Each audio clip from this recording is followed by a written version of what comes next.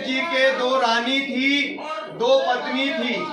एक का नाम था देवकी और एक का नाम था रोहिणी।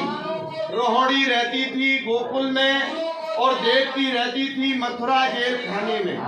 साथ में पुत्र का जन्म गोकुल में हुआ।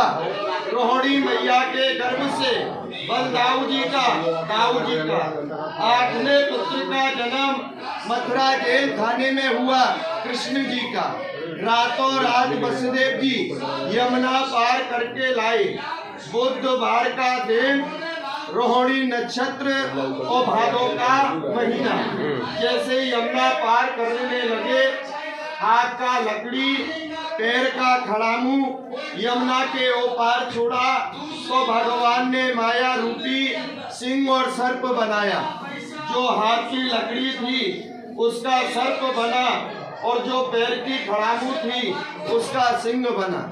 इत जाऊं तो यमुना गहरी और इत जाऊं तो सिंह और सर्प धारे। कैसे जाऊं मैं कन्हैया तेरी गोकुल में।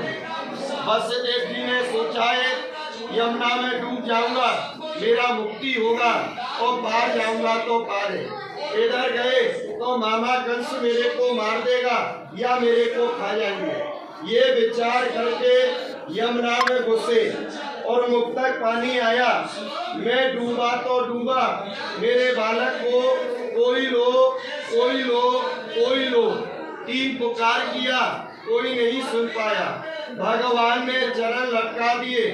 चरण छुए यमुना पटरानी और घुटमन घुटमन दे दिया पानी। यहाँ नंद बाबा के यहाँ कृष्ण को दे गए। लड़की हुआ यशोदा के योग माया, जिसको बदला करके मथुरा ले गए। मामा कंस धोबी से बोलने लगा, जैसे तू कपड़े को पछाड़ता है उसी प्रकार लड़की को पछाड़ के मार दे। लड़की हाथ से छूट के आकाश में बिजली होके जवाब दिया, मामा दुष्ट कंस तू हमको क्या मारता है। तेरे मारने वाला भगवान यहाँ झूला में झूलता है। मथुरा लिए अवतार, गोकुल में झूले पालने। जन्मे कृष्ण मुरार, भक्तों के हित कारने। यही झूला होगा, चरण होगा, चार धाम यात्रा पूर्ण होती है। जो प्राणी अपने आप को और माता पिता को चार धाम ब्रज 84 कोस नहीं कराते। क्यों? माँ है तो पिता नहीं और पिता है तो माँ नहीं। जगन्नाथ, बद्रीनाथ, द्वारका, रामेश्वरम, ये चार धाम की जड़े गोकुल धाम। ऐसा क्यों है?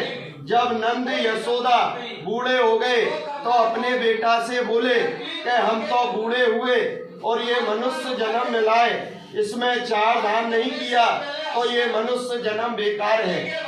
भगवान बोले हैं पिताजी आप पे चला नहीं जाएगा, चढ़ा नहीं जाएगा। आप आंखों को मीचो। चार धाम, सप्तपुरी और 61 तीर्थ यहाँ ब्रज 84 कोस में अपने माता पिता के लिए बसाए।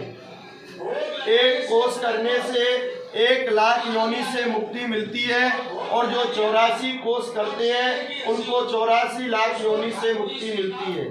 माँ है तो पिता नहीं और पिता है तो माँ नहीं और दोनों हैं तो चार चीज नहीं।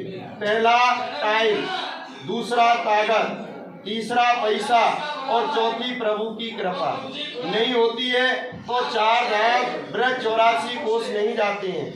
माता पिता मौजूद हैं, उनको मौजूदगी में याद करना और गौलोकवासी हैं, उनको गौलोकवासी में याद करना और बोलना हमारे माता पिता हमारे कंधे पे बैठ के चार धाम ब्रज 84 कोस यात्रा पूर्ण करें।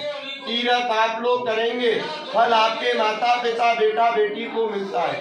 जय बोलो यशोदा मैया की। ये आपका पुण्य नहीं और आपका तीर्थ नहीं, माता पिता का पुण्य है और माता पिता का तीर्थ है।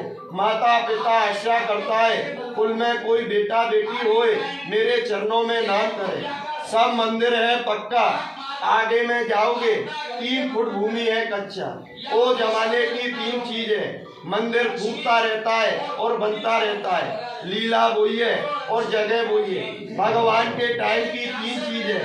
पहला गोवर्धन पहाड़ जो भगवान ने कन्नी उंगली पे उठाया।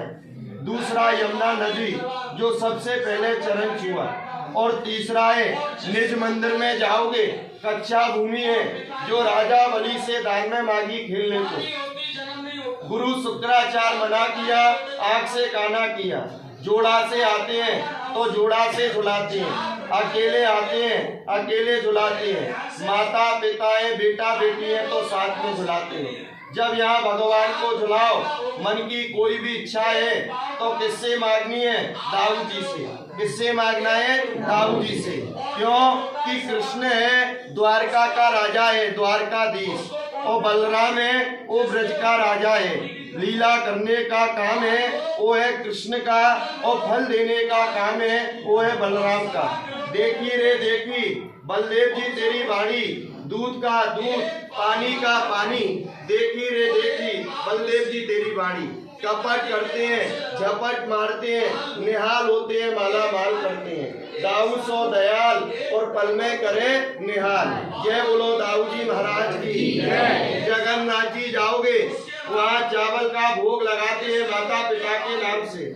वहाँ से छड़ी यहाँ लाके छोड़ेंगे जब उनकी जगन्नाथ यात्रा पूरी होती है उड़ीसा प्रांत। जय बोलो जगन्नाथ धाम की। बद्री नारायण जाओगे, 1.25 लाख पहाड़, गंगोत्री यमुनोत्री, गया बद्री और ये काया सुद्री। वहाँ कच्ची दाल का भोग लगा के वहाँ से चूड़ी कंगन यहाँ लाके छोड़ते हैं, उन लोग की बद्री केदार यात्रा पूरी होती है। जय बोलो बद्री नारायण की। और जो प्राणी गुजरात होके आते हैं द्वारका, वहाँ गोप तलाई का गोपी चंदन, मयूर की पंख या छाप लगवा के आते हैं। वहाँ पंच मेवा का भोग लगा के यहाँ आते हैं, उन लोग की द्वारका यात्रा पूरी होती है। नहीं है कोई के माँ बाप का घर, ये है 4 धाम के माता पिता का घर। मथुरा, वृंदावन, नंदगाम, बरसाना, गोवर्धन, 5 गांव जाओगे या होके आए हो, सब जगह कौन है? कृष्ण। यहाँ गोकुल में कृष्ण नहीं है, यहाँ कौन है? बाल कृष्ण। पल्ला में झूलता है, शरीर का परछाई पड़ता है, बैठ के ही दर्शन होता है। रुपया पैसा फूल सुपारी सोना चांदी कोई लोग ऐसे नहीं फेंकना। तीसरा, झूला प्रसाद का अपमान नहीं करना। पहले पंडा लोग का मंदिर था, जगह जगह यहाँ दान मांगते थे। बड़ा आदमी होता है जगह जगह दान भोग करता है, छोटा आदमी जगह जगह नहीं करता है। यहाँ का बदनामी हुआ तो 5 गांव के बीच में एक जगह भोग लगता है। 1-1 रुपया दोगे मंदिर पूरा नहीं होगा, जेब पूरा हो जाएगा। यहाँ का बदनामी हुआ तो 5 गांव के बीच में एक जगह यहाँ ब्रज में भोग लगते हैं, माखन और मिश्री के। भगवान ने खाया है लूट के माखन और मिश्री, यहाँ भगवान के माखन मिश्री के भोग लगते हैं। भोग का जो पैसा है 1 दो या 1 लाख दो, भगवान नहीं खाता है। खाने वाला कौन है? गऊ है, साधु है, ब्राह्मण है। मंदिर का खर्चा, रामलीला, रासलीला, लड़की का ब्याह शादी वो सब ट्रस्ट कराता है। चौथा भाग बैंक में जमा होता है, उसकी ब्याज से माता पिता के नाम से भोग लगता है। भोग यहाँ 3 प्रकार के लगते हैं, बाल भोग, मंगल भोग, राज भोग। बाल भोग है पूज्य पिताजी के नाम से, जो 1 बरस लग के बंद हो जाता है। आधा किलो का है माता पिता दोनों के नाम से है मंगल भोग, मंगल मुखी और सदा सुखी। और 1 किलो का भोग है पूरे परिवार के